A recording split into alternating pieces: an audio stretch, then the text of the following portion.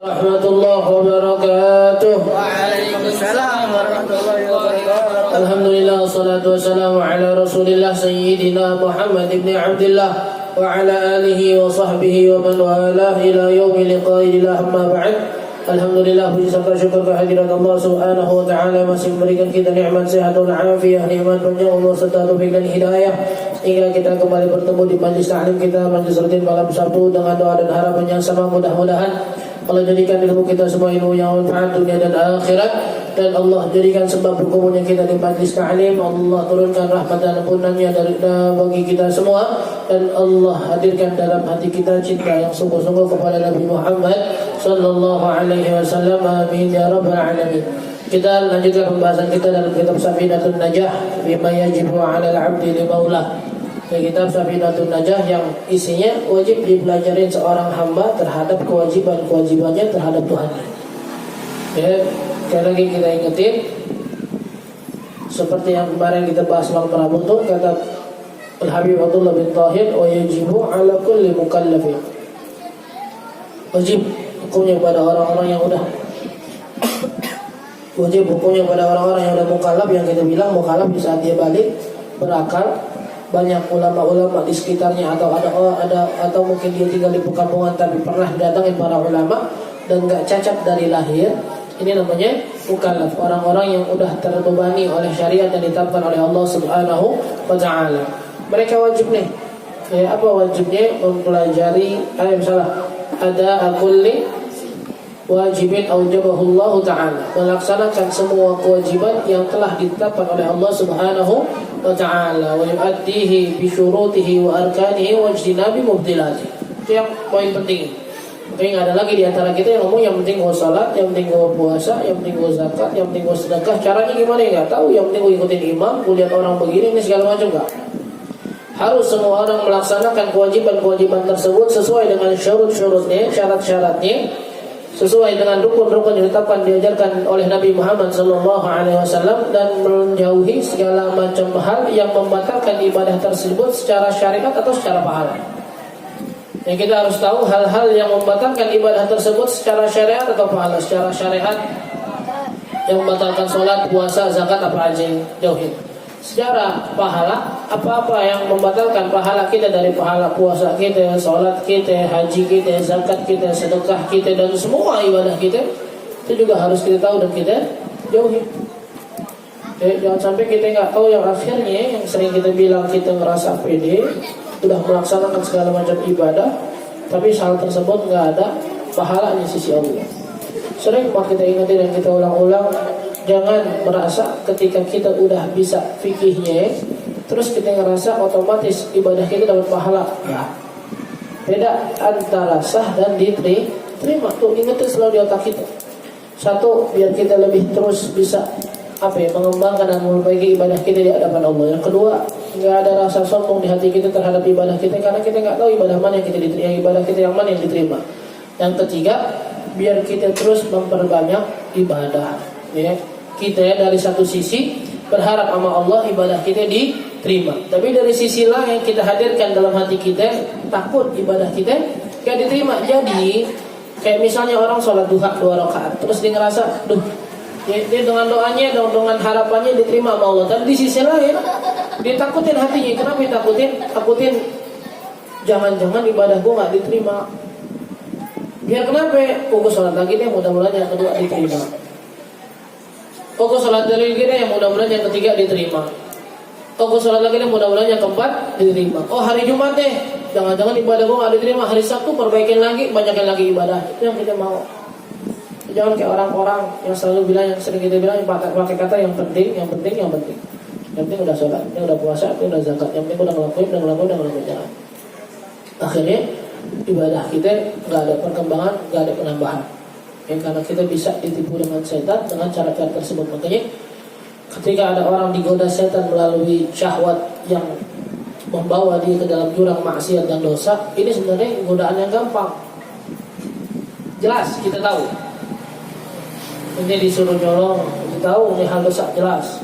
Ini disuruh zina, waliyadzubillah, dia tahu ini dosa. Ini disuruh ngomongin orang, ini disuruh nyuri, ini disuruh mabok, ini jelas nih. Makanya yang godaan-godaan gue ini buat aneh pribadi tuh nganggapnya godaan cetek.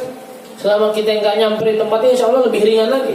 Cuma timbul khawatir, timbul bisikan-bisikan dalam hati gampang. Jelas dari kecil kita kasih tahu orang tua kita. Sebelum kita ngaji, ketemu di pengajian, semua orang tua kita bilang, jangan nyuri, jangan ninggalin sholat. Jelas tuh maksiat yang gampang. Cuman yang maksiat atau tipuan-tipuan setan yang lewat ibadahnya yang sulit. Lu sholat tuh berarti lebih baik dari yang lain. Lu ngaji lebih baik dari yang lain. Lu begini berarti lu ahli surganya dan ahli neraka. Itu yang susah tuh akhirnya bikin ibadah kita pahalanya hilang. Gimana kita bisa tahu hal tersebut? Kita tahu dengan nasihat dan bimbingan dari para guru kita. Mereka pun dibimbing sama guru-guru sebelumnya biar bisa tahu mana yang bisikan malaikat, mana bisikan setan, mana benar ilham dari Allah, mana bisikan mana godaan dari setan. Itu dipelajarin semuanya. Jangan pernah bisa merasa jalan sendiri. Makanya selalu dibilang, bedanya kita sama orang-orang yang sekolah luar, sekolah umum misalnya, bukan berarti nggak boleh ya. Mereka mendidik, ya didikan ngasih ilmu udah. Kalau kita enggak. Dan kita kadang-kadang dalam sekolah umum merasa aku pengen buru-buru lulus, pengen bisa ini biar terlepas dari guru gua, dosen gua, rektor gua, pengen lepas. Tapi kalau kita enggak, kita sampai kita mati, ya sahabat nggak ada yang belajar berhenti sama Nabi kecuali sampai Nabi meninggal. Para tabi'in setelah zaman sahabat nggak ada yang belajar kepada sahabat, nggak ada yang berhenti belajar kepada sahabat kecuali setelah para sahabat meninggal. Dan tabi'in nggak ada yang berhenti belajar kepada tabi'in kecuali setelah para tabi'in meninggal. Jangan kita jalan berguru gitu. Nggak bisa kita pilih ini, aku yang sudah bisa sholat ngapain lagi ngaji? Udah paham baca Quran ngapain lagi ngaji? Setiap hari itu ada ilmu-ilmu baru. Lagi di hati-hati orang-orang soalnya yang hatinya bersih, mereka ilmunya nggak dari kitab, langsung dari Allah. Gimana caranya? Baca aja Al-Quran. Ada kisah siapa dalam Al-Quran? Kisah Nabi Khidir sama Nabi Musa. Wa 'allamnahu min ladunna ilma. Kata Allah jelas. Dan kami ajarkan bahwa wajada 'abdan min 'indina atainahu rahmah wa wajada 'abdan atainahu rahmatan min 'indina wa 'allamnahu min ladunna ilma. Ya Nabi Musa ketika jalan sama muridnya segala macam peristiwanya akhirnya itu tanda-tanda tempat yang kita disuruh datang sama Allah. Akhirnya datang ke tempat tersebut menemui Nabi Khidir. Apa sifat Nabi Khidir? Kata Allah bahwa wajada 'abdan, menemui seorang hamba kami. Atainahu rahmatan min 'indina, yang kita kasih rahmat, kasih sayang dari kita semua dari Allah. Wa 'allamnahu min ladunna ilma, dan kita ajarkan dia ilmu dari sisi kita langsung. Ini pelajari terbatas, kita mau kata ribuan kitab yang tidak pelajari, itu aja mungkin berkembang sedikit demi sedikit. Tapi ilmu-ilmu yang datang dari Allah yang ada di kitab. Gimana caranya? Salah satunya wattaqullah wa yu'allimukumullah. Kata Allah, makanya kalau orang mau gampang belajar, takwa dulu jadi dasar. Kalau takwa jadi dasar, selain ilmu yang datang dari gurunya, wa yu'allimukumullah, Allah yang ngajarin langsung. Kalau orang bertakwa, kata Allah, Allah yang ngajarin langsung. Tambahan dari dia ngaji sama gurunya segala. Bukan berarti nanti ketika dia udah takwa, udah sholat, jauhi maksiat terus gak mau ngaji, bukan. Tapi dari ikhtiar nih ngaji sama gurunya yang sedikit, maksudnya sedikit dengan kitab-kitab yang terbatas di dunia, tambahan ilmu dari Allah langsung yang orang nggak punya. Makanya orang-orang dulu tuh, Sayyidina Syekh Rabi'ah, Sayyidina Sultanah Az-Zabidiyah di Yaman. Ketika orang menanya Syekh Sultanah, wahai Syekh Sultanah, perempuan kan ya. Kalau ada hadis ini segala macam, ini hadis palsu apa hadis sahih apa hadis hasan? Beliau bilang apa? Kasih saya waktu 3 hari. Terus beliau lari ke mana? Dari kitab hadis. Ngapain? Sholat, salawatan? Tidak. Bahkan dalam satu kesempatan lain kadang-kadang Nabi langsung hadir. Nanya langsung, ya Rasulullah, hadis ini benar dari engkau apa enggak?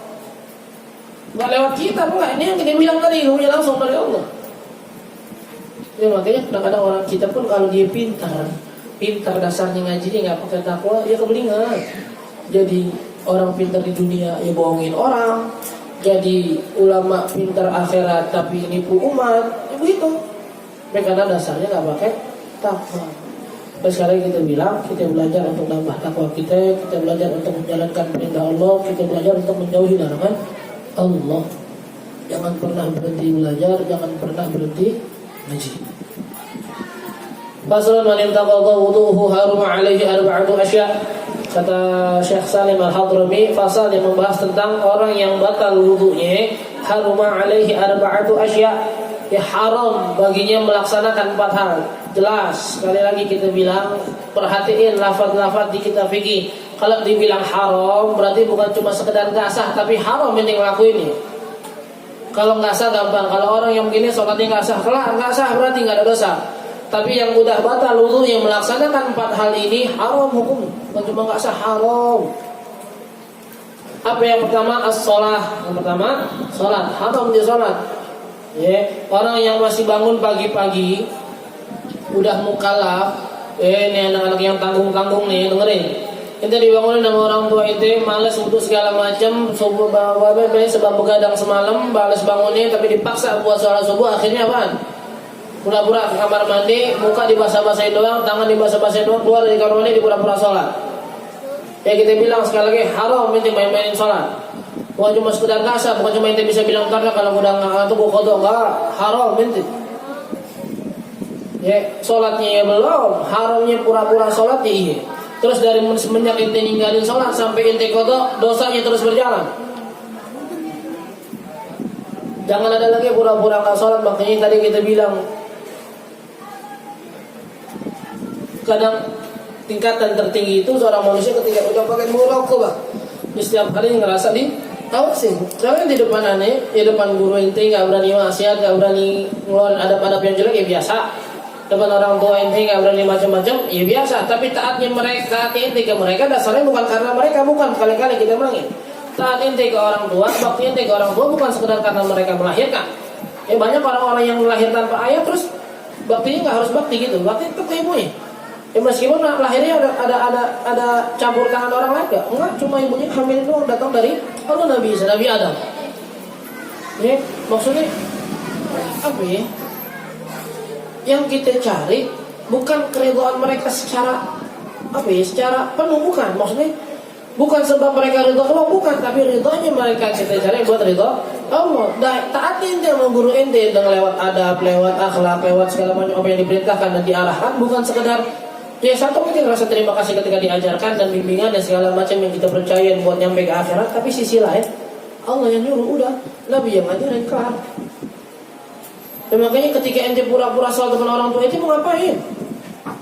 Gak usah pura-pura sholat, pura-pura nggak puasa bisa, pura-pura haji banyak orang, pura-pura umroh. Ya, mau berangkat umroh atau visanya nggak keluar gimana? Nginep di hotel. Ya, minta kirimin foto-foto sama teman-teman yang berangkat. Mau pulang, oleh-oleh gimana? Terabang banyak. Semua ada, mau kacang, mau almond, kismis, air zam-zam, semua dijual di sana. Ya. Ada aja punya kontak orang yang jual nih. Jadi orang tua kita kadang umrah mungkin beli yang di sono yang asli sedikit, nanti sisanya beli tanpa abang tambahan. Pura-pura haji umrahnya bisa, tapi di depan Allah nggak bisa pura-pura kita. Makanya kata Habib Ahmad Jindan tuh beliau bilang, kenapa Nabi katakan dalam hadisnya, Innallaha la yanzuru ila suwarikum wala ila ajsamikum wala ila alwanikum. Allah nggak melihat ke bentuk kalian, ke jasad kalian, wala ke bentuk kalian. Walakin yanzurullah ila qulubikum wa a'malikum. Tapi Allah mandang kemana? Ke hati dan amal kalian. Tadi kita bilang, zahir kita pakai gamis, pakai rida, ceramah di mana-mana. Orang lihat bagaimana Ustaz, ilmunya banyak segala macam. Kita tahu masalah hati, kita tahu masalah amal di rumah. Ya bukan berarti akhirnya nanti kita ngeremehin orang. Ada kiai Habib ceramah, Allah, bukan ceramah doang kali ini, kali belakangnya bejat. Ya Allah. Bukan, tapi ini buat kita ini, buat kita ya.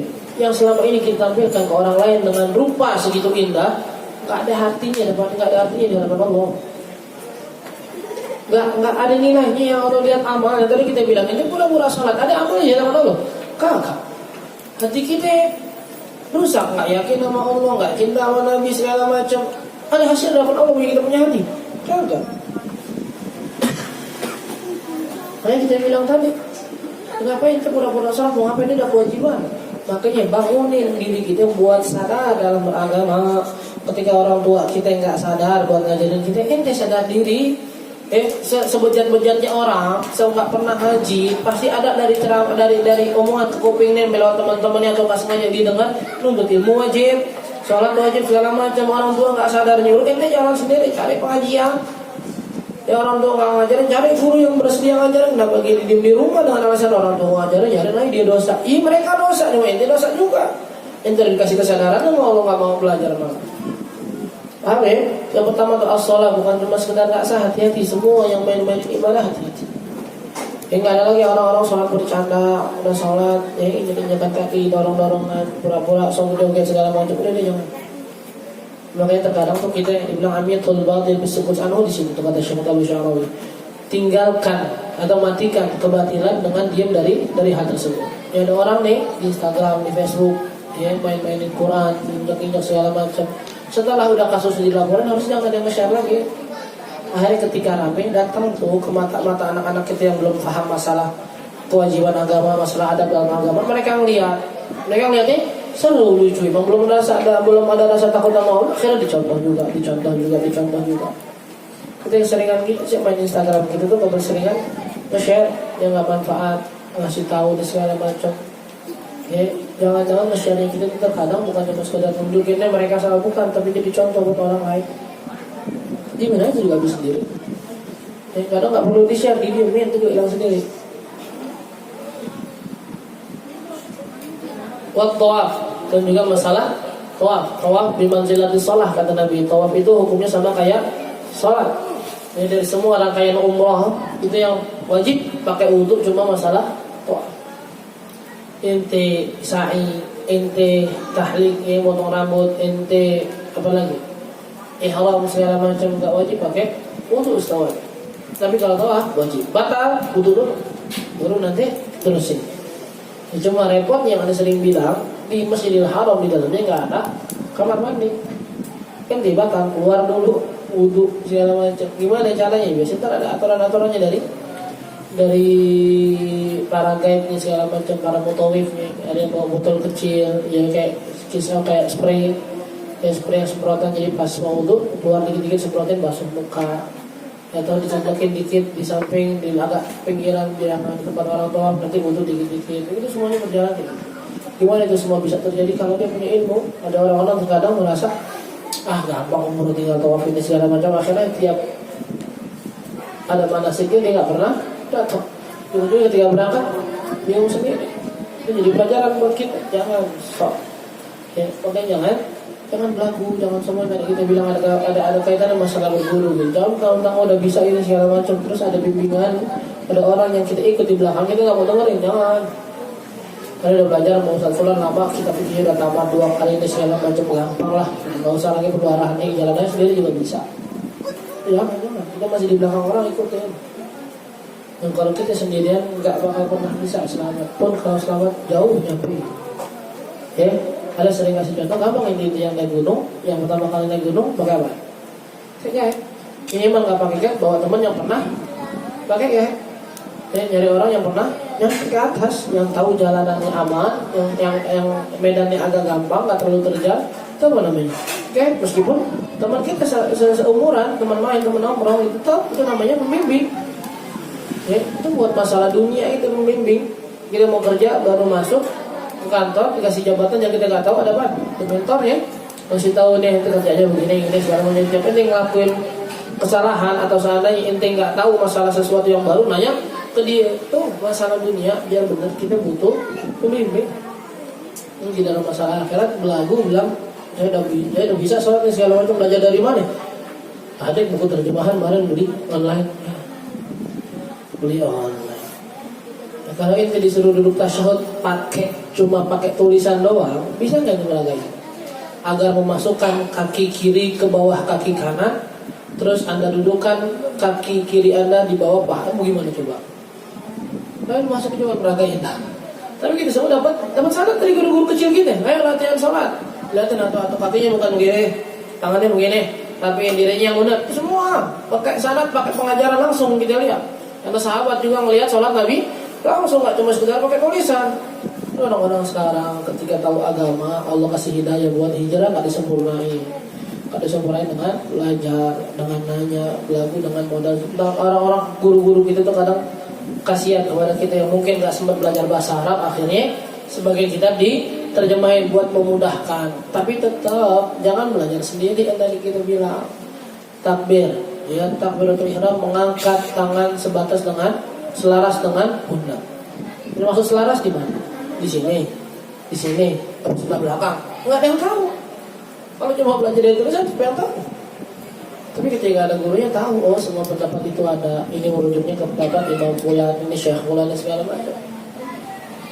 Itu aja.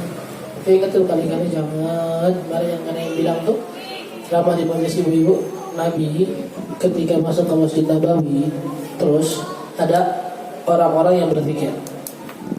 Ya, ada orang-orang yang berzikir. Zikir itu bagus. Dalam hadis lain Nabi katakan innalillahi malaikatan tawafina fil ard yaltamisuna hilaqaz zikir. Ya Allah ini punya malaikat khusus yang tiap hari muteri dunia, ngapain, nyari halaqah-halaqah yang sedang berzikir, yang lagi zikir, yang lagi tahlilan, yang lagi ratiban, yang lagi maulidan, masuk dalam kategori zikir, semua dicari. Ya, bahkan sampai dalam video dikatakan kata malaikatnya, sebutkan hajat kalian akan kami bawa kepada Allah. Ya, bahkan ketika Allah tanya kepada malaikat apa yang mereka minta, mereka minta surga. Apa yang mereka takutin? Mereka takut kepada neraka. Apakah pernah mereka lihat? Tidak pernah. Kalau mereka lihat pasti lebih takut terhadap neraka dan lebih giat menuju ke surga. Kata malaikat terhadap Allah. Apa kata Allah? Ishhadu ya malaikati anni ghafartu lahum. Wahai malaikatku, saksikan mereka yang hadir berzikir, saya maafin semuanya, saya ampuni dosa-dosa. Bagus halaqah zikir, tapi ketika Nabi melihat ada halaqah zikir, ada halaqah ilmu, Nabi duduk ke majlis ilmu. Nabi duduk ke majlis ilmu, kata Nabi, innama bu'itsu mu'alliman. Saya diutus itu juga sebagai pengajar, sebagai pembimbing, sebagai guru yang bawa ilmu. Bukan nantinya meremehkan sisi apa namanya yang zikir, meremehin yang ilim meremehin, enggak. Tapi di sisi lain setelah ente belajar kewajiban baru tambah tuh zikir-zikirnya. Makanya guru-guru kita selalu wasiatkan ketika Ustaz saya mau perbanyak ibadah puasa, Ustaz saya mau banyak ini dari macam zikiran dan puasa apa, ibadah-ibadah sunnah lainnya apa, kata mereka, jangan sibukin ente dengan hal-hal begitu dulu, belajar dulu, nanti ada waktunya. Kita masih sekarang masih banyak belum tahu ilmu tentang syariat, ngaji dulu, nanti ada waktunya. Buat perbanyak zikir, buat perbanyak sholat, banyak baca Quran, banyak sholawatan. Bukan sekarang kali lakuin dikit-dikit, tapi yang wajib dulu biar kita tahu hukum syariat. Wa masul mushaf wa hamluh. Yang ketiga nggak boleh menyentuh mushaf, dan keempat nggak boleh ngebawa. Misalnya apa namanya, udah sering ingetin kenapa dikategorikan berbeda, karena emang beda. Terkadang di satu sisi bisa ada orang membawa tanpa menyentuh, ada yang menyentuh tanpa membawa. Ya nggak boleh masul mushaf, nggak boleh nyentuh Quran. Lagi nggak wudu nggak boleh nyentuh, baca boleh. Ingat ya, kalau nggak punya wudu boleh baca, yang nggak boleh nyentuh. Jangan disentuh Quran nih. Terus nomor 4 dimasukkan sama pengarang, dan juga nggak boleh ngebawa. Karena fenomena yang banyak terjadi di kita, ini pendapat paling kuat nih. Ada orang yang ketika Qurannya di bawah, Quran jatuh, dia belum nggak ada wudu, ambil aja baju terdekat atau kain terdekat, dilipat-lipat tangannya, terus dipegang Qurannya, dipindahin. Kita bilang kalau seandainya dari buru-buru dan tak sempat wudu mungkin, atau nggak ada orang yang punya wudu di situ, silahkan. Tapi jangan membenarkan dibilang, kan saya nggak nyentuh, nggak nyentuh. Tapi nomor 4 nggak boleh apa? Nggak boleh bawa. Terkadang orang bisa bawa tanpa nyentuh. Gimana caranya Ustaz? Ditaruh di tas? Nyentuh nggak Qurannya? Nggak, tapi bawanya bawa. Makanya ngaji hari Sabtu mana ingetin berkali-kali, jangan pernah bawa cuma Quran di tas, terus datang ke rumahnya nggak pakai wudu. Wudunya bisa di rumahnya, bisa. Cuma kalau ente nggak datang pakai wudu, terus masukin Quran ke tas, dibawa tuh tas, itu sama aja membawa Al-Quran. Bawa itu nggak mesti langsung megang, enggak.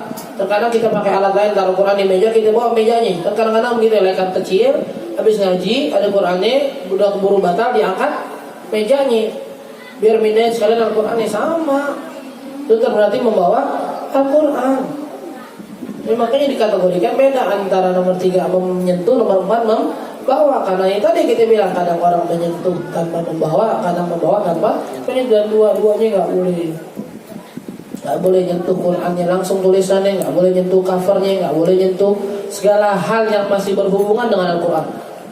Ini tali apa biasanya talinya tuh? Ini tali apa nih? Oh, tali Al-Quran. Jangan disentuh. Ini kotak Quran 30 juz ada di dalam kotak biasanya. Ibaratkan kotaknya nggak boleh, hatta kotaknya nggak boleh. Karena dalamnya ada Al-Quran. Yang kedua masih nisbahnya ke dalam Al-Quran. Baik-baik, jangan gampangin. Jangan gampangin. Cuma ngangkat bentar. Saya kan kita bilang kalau enggak Malik bin Dinar, Bishr al-Hafid. Apa salah satu bisa derajatnya diangkat sama Allah ketika dia lewat di dalam satu perjalanan terus nemu kertas yang di situ tertulis, ada yang bilang di situ tertulis ayat Al-Quran, ada yang bilang di situ tertulis nama Allah. Diangkat sama dia, dirapiin, ya dibersihin dari kotoran, dipakai minyak wangi, taruh paling tempat paling tinggi. Malamnya di mimpi ada suara bilang, ya Bishr, tayyibta ismana fid dunya wa nutayyib ismaka fis sama atau fil akhirah. Wahai Bishr al-Hafi, karena sebab kamu mengindahkan, mewangikan nama kami di dunia, kami akan mewangikan nama kamu di akhirat. Atau di cerita yang lain orang kama rafa'ta ismana fid dunya narfa'u ismaka fil akhirah.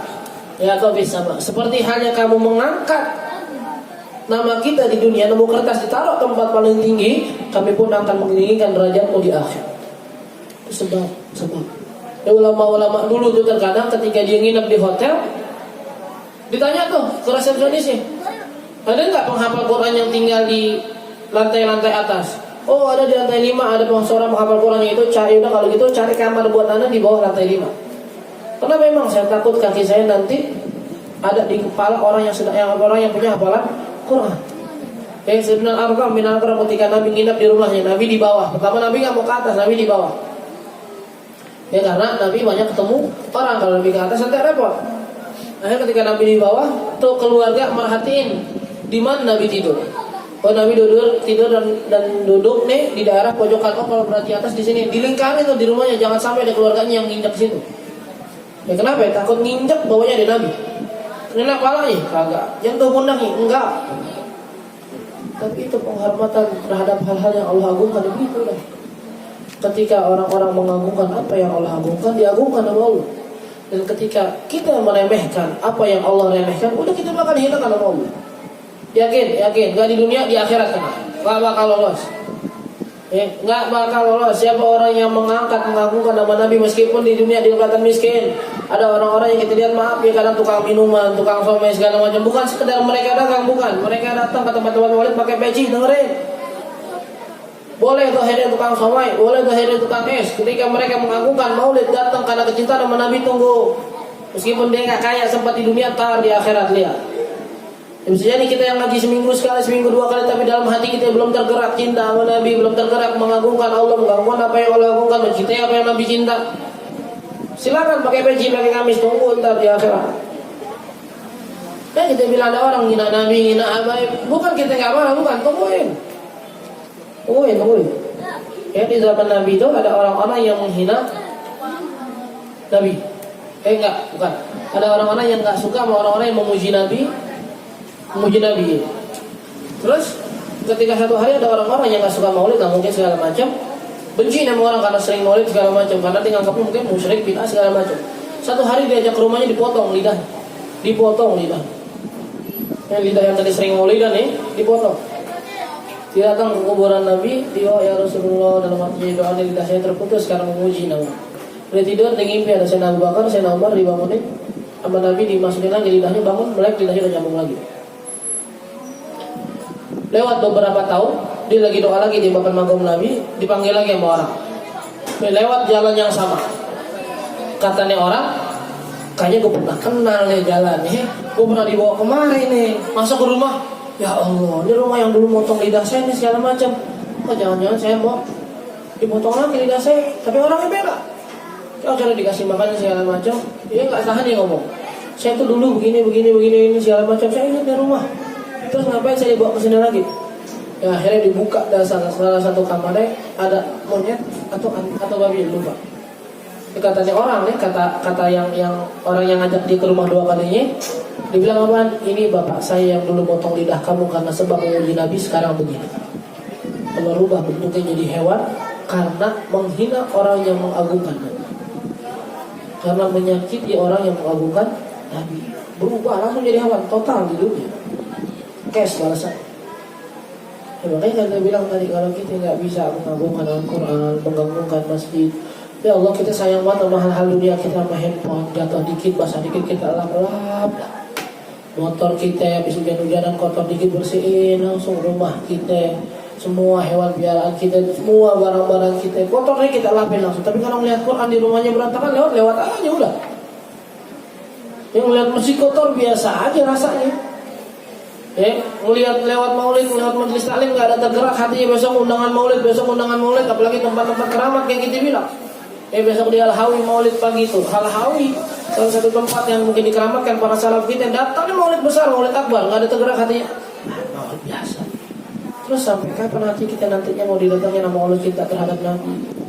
Kita bilang kali-kali cinta sama Nabi itu bukan sekedar kita paksain, enggak. Ya kita paksain iya, tapi dilihat dari situ nanti Allah kasih hadiah benar-benar rasa cinta yang disambut sama Nabi. Enggak ada tahu-tahu plek malam tidur cinta sama Nabi besok pagi enggak, kayak usaha dan itu semua dikasih sama Allah. Orang-orang yang berusaha hadir majelis taklim maulid aja sampai sekarang ada yang belum benar-benar ngerasain majelisnya cinta sama Nabi. Terus kita mau tidur-tiduran di rumah, main handphone, jalan-jalan, nongkrong, terus minta langsung dicintai sama Nabi.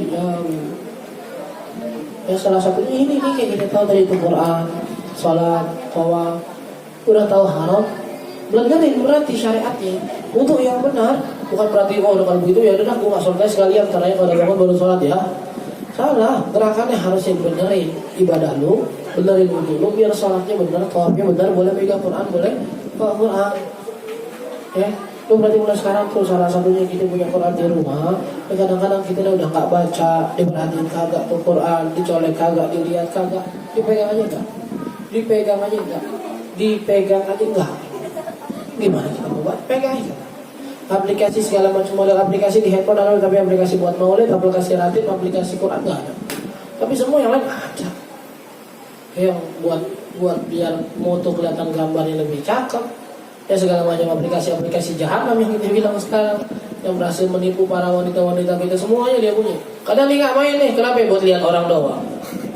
Kadang nggak main guru, tapi ada punya ngapain? Seru aja ngeliatnya orang joget-joget ya. Penyakit. Paham ya? Coba perbaiki. Agungin apa yang Allah agungin ya. Sampai Sayyidina Umar bin Abdul Aziz deh. Sampai terakhir orangnya Sayyidina Umar bin Abdul Aziz kalau nggak salah milih teman.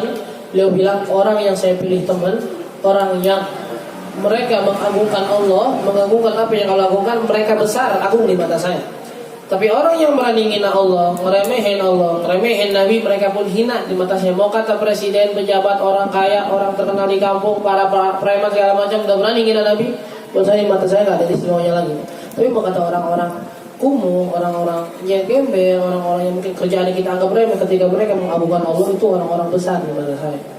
Bisa nggak kita pilih teman aja sampai kayak gitu? Pilih teman aja sampai gitu. Enggak cuma milih teman. Orang kaya yang biasa ngasih duit gue tinggal. Tapi kalau udah mengagungkan Allah, selalu ngajak saya buat cinta sama Nabi, kemarin tempat kotornya saya samperin. Ibn Ali bin Muhammad al-Habsyi, salah satu gurunya yang bikin beliau cinta banget sama Nabi, ya itu orang-orang pasar tukang ikan. Ya, dia berguru tukang ikan, nggak masalah bukan tukang ikan, tapi berhasil bawa di hati cinta mau jalan. Kita lebih suka main sama orang-orang kaya, orang-orang duit yang bikin hati kita makin mati, makin gelap. Itu salahnya kita. Ya Allah, terakhir kita ingetin nih malamnya hari Jumat. Nah hari Jumat terakhir di bulan Rabiul Awal. Ya, kita pengen ngingetin sekali lagi omongan yang sering kita ulang berkali-kali tiap tahunnya, mungkin bahkan tiap bulannya. Omongannya dinisbatkan kepada Sayyidina Umar bin Khattab. Apa beliau bilang? Kalau ada 1000 mujahid, pastikan saya salah satu di antara mereka. Kalau ada 100 mujahid, pastikan saya salah satu di antara mereka. Kalau ada 10, saya salah satu di antara mereka. Kalau cuma satu orang berjihad di jalan Allah, pastikan itu saya nggak bakal mundur meskipun sendirian. Terus kita mau ingetin semua para sahabat terdahulu, nggak ada yang punya kebiasaan, nggak ada yang punya skill, nggak ada yang punya kelebihan harta, kecuali semuanya digunakan buat cintanya dan kesenangan Nabi Muhammad SAW. Nggak ada yang mereka incar, itu doang.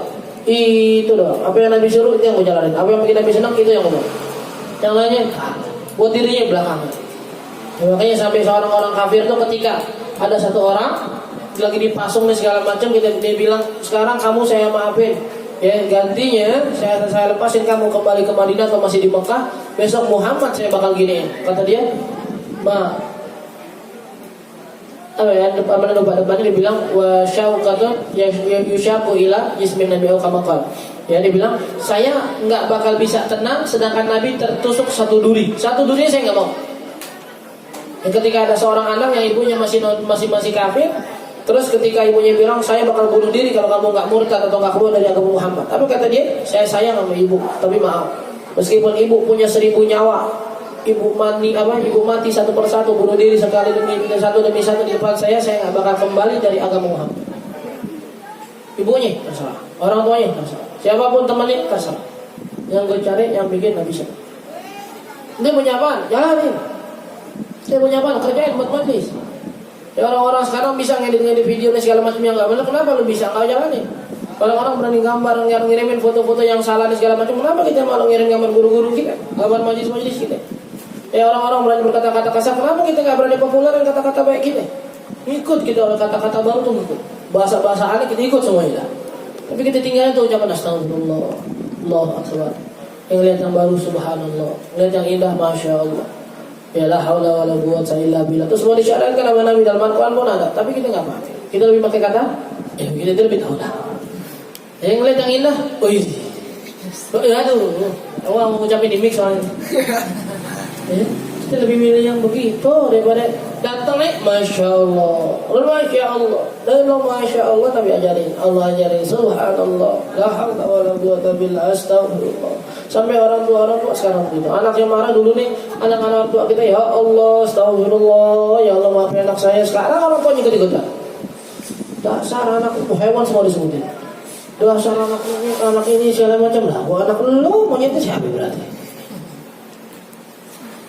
Ya, kita lebih mata kata, ayo dong bangkit, ini bulan terakhir, hari Jumat terakhir, hampir hari Minggu nggak asal bulan Rabiul Awal, kalau nggak hari Senin.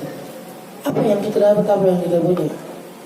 Kenapa kita masih kayak gitu? Giliran buat luar Nabi ini cepat banget, giliran buat Nabi tak.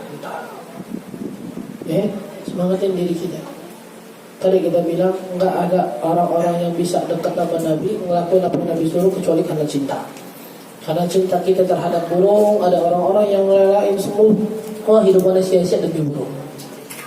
Ya, ada orang-orang yang menyanyikan semua hartanya buat ngemodif mobil, motor segala macam, joknya panjang jadi kecil, tadinya soknya ke bawah jadi ke atas, semua dimodif jutaan, puluhan juta. Demi cinta yang motornya semua dijalin. Ya, kalau kita ngaku cinta sama Nabi, banyak.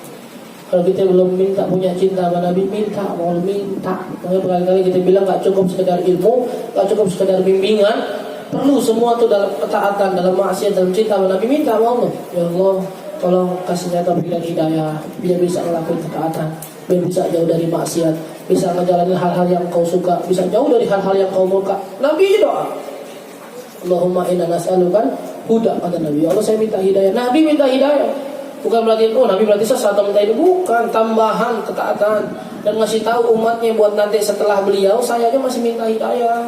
Kenapa kalian kok seakan-akan udah bisa aja ketaatan tanpa minta mau minta? Pun begitu pula kecintaan kita sama Nabi. Ya, mudah-mudahan Allah berikan kita taufik dan hidayah untuk senantiasa mengamalkan hal-hal